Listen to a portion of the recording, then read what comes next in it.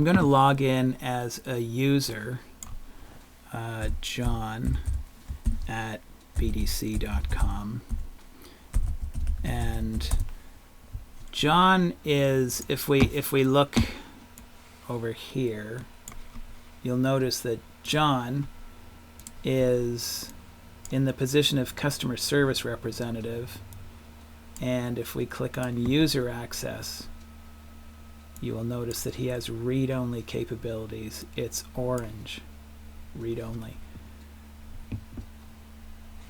This position has to be selected before you can edit capabilities. So for example, if I go back to my home screen and come back to account admin, and I think, okay, I want to edit John's rights, I can't just go down here and select it or click user access. I actually have to select John till he turns orange, and then I can make edits to his control panel, what position he sits in, and the user rights that he has for each of those positions.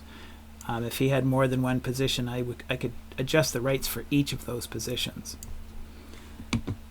Let me take this out. So I'm currently logged in as John Jeffries. I am a customer service rep, and I have read-only rights, and you'll see that when I go to a process, I have no ability to edit that process. So I can't edit the process. I can't click in here and edit the process. Okay, so now what I'm going to do is I'm going to change John's rights, and I am going to give him, I'll say create rights, update. And you'll notice that I do that. You'll see this is sort of a turquoisey color right now. It's turned turquoisey, so that means John has create rights. Let me move over here. I believe I have to log out and log back in for those rights to take effect. Now, a word of caution. If I have John go in here and begin editing the customer complaint process, let's say he clicks on this work plan, he can just now start coming in here and making edits.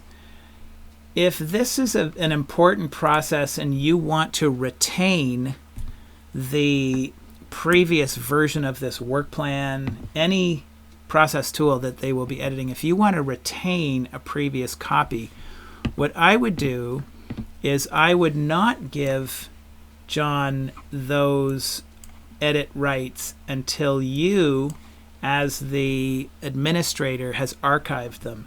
So let's say this customer complaint process, before you give John his rights, you would go in and find that customer complaint process right here. And you're going to have him edit this process, this work plan here, archive it. So go ahead and click, boom, archive that work plan. A copy of that is now saved in your archived folder. And you can always come back to this and pull out that copy. After I've archived that work plan, I would then go to Account Admin, select John, change his user access and give him create rights, and then I would say, okay, John, go for it. Make changes to that process tool. So one other thing, if John tries to go to the 4 key functions, for example, and tries to change a process like a qualification call, he can't access this process because it's not on his job description.